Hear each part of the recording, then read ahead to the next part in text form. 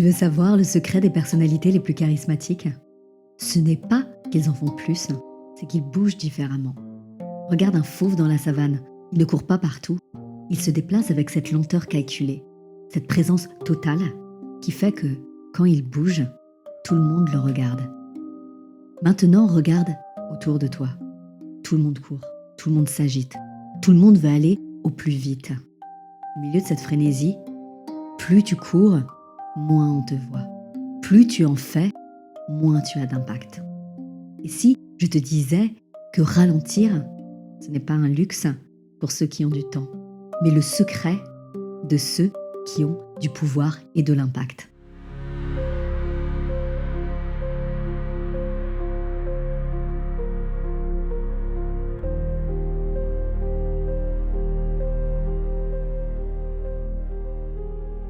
Bonjour à toutes, bonjour à tous, je suis Armelle Latina, je suis coach et mentor en leadership, en charisme depuis plus de 15 ans.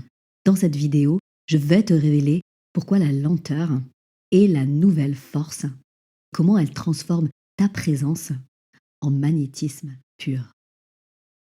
Dans cette première partie, nous allons explorer le paradoxe de la vitesse. On vit dans le culte de la vitesse. Plus vite, plus fort, plus productif. On célèbre les hyperactifs, ceux qui dorment 4 heures et enchaînent plus d'une dizaine de rendez-vous par jour. Mais ce que personne ne te dit, c'est que la vitesse dilue ta présence. Les personnes les plus charismatiques que j'ai rencontrées ne sont jamais celles qui font le plus. Ce sont celles qui sont le plus présentes. Cette présence, c'est un entraînement. Quand tu cours partout, ton énergie se fragmente. Tu deviens comme une particule qui rebondit et qui ne s'ancre nulle part. Les gens te voient passer, mais ils ne te sentent pas. Ils ne te ressentent pas. Ils ne sont pas dans ton aura, dans ton énergie.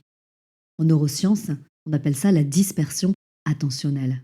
Ton cerveau, en mode vitesse, ne peut pas accéder à ses ressources profondes. Il fonctionne en mode survie, en mode réaction. Résultat, tu produis, mais tu ne crées pas. Tu agis, mais tu n'incarnes pas. Tu es occupé, mais tu n'es pas puissant. Observe les personnes réellement charismatiques.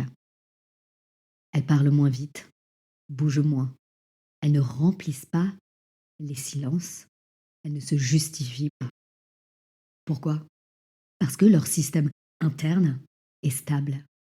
Le charisme n'est pas un trait de personnalité, c'est un état de régulation. Plus votre système nerveux est calme, plus votre présence devient dense, stable, ancrée. La lenteur crée un champ énergétique. Alors qu'est-ce que réellement la lenteur? La lenteur, le ralentissement désigne la qualité de ce qui avance à un rythme modéré, non précipité, laissant place à l'observation, à l'intégration et à la présence. Contrairement à une idée reçue, la lenteur, ce n'est pas l'absence d'action, c'est l'absence de précipitation. La lenteur, c'est un rythme choisi, pas une incapacité. Le ralentissement, quant à lui, est très proche de la lenteur. C'est un changement volontaire ou nécessaire de rythme. Nous avons tous un rythme propre. Ce ralentissement volontaire permet de réduire la dispersion, de restaurer l'équilibre et de retrouver la maîtrise d'un processus. Donc, ralentir, pas s'arrêter, c'est réduire la vitesse pour retrouver la direction, pour retourner à son centre. Alors, qu'est-ce que la science du slow power? Pourquoi est-ce que la lenteur crée-t-elle du pouvoir? Il y a 3 grands principes. Le premier, c'est que la lenteur concentre ton énergie. Imagine un laser versus une ampoule. L'ampoule diffuse la lumière partout, plutôt faiblement, alors que le laser concentre toute son énergie en un seul point. Il peut même découper de l'acier. C'est exactement ce qui se passe quand tu ralentis. Tu passes du mode ampoule au mode laser. Toute ton énergie se concentre dans le moment présent, en pleine conscience, dans cette interaction, dans cette décision. Le deuxième principe, c'est que la lenteur active ton système nerveux parasympathique. Le système nerveux est réparti en deux grands pôles, le système sympathique qui est plutôt comme l'accélérateur et le système parasympathique dont on parle actuellement qui est plutôt le mode frein et la relaxation. Donc c'est le système de la récupération, de la digestion, de la régénération. C'est aussi le système de l'intuition et de la créativité profonde, de la connexion authentique. Quand tu es en mode rapide, c'est ton système sympathique, l'accélérateur, qui domine le système de la survie, de la réaction et du stress. Tu fonctionnes, mais tu ne vis pas. Le troisième principe, c'est que la lenteur crée de l'espace pour que les autres te rejoignent. En physique quantique, on parle de résonance. Pour créer de la résonance, il faut de l'espace, du silence et du vide. Ralentir devient donc un acte, je dirais, d'autorité intérieure, de conscience. C'est-à-dire, je choisis mon rythme. Je ne suis pas gouvernée par l'extérieur. Et ça change tout. Ça change la façon dont on t'écoute, la façon dont on te perçoit et la qualité de tes décisions, de tes choix. Quand tu parles trop vite, quand tu bouges trop vite, les autres n'ont pas le temps de s'aligner sur ta propre fréquence. Ils te regardent passer comme un train à pleine vitesse, mais ils ne montent pas à bord. Quand tu ralentis, tu crées un champ magnétique autour de toi. Les gens ont le temps de te sentir, de se relier à toi, de résonner avec toi et d'être attirés par toi. Le ralentissement, c'est une réorganisation du pouvoir intérieur et de ton charisme. Je vais vous parler maintenant de 4 dimensions du slow leadership.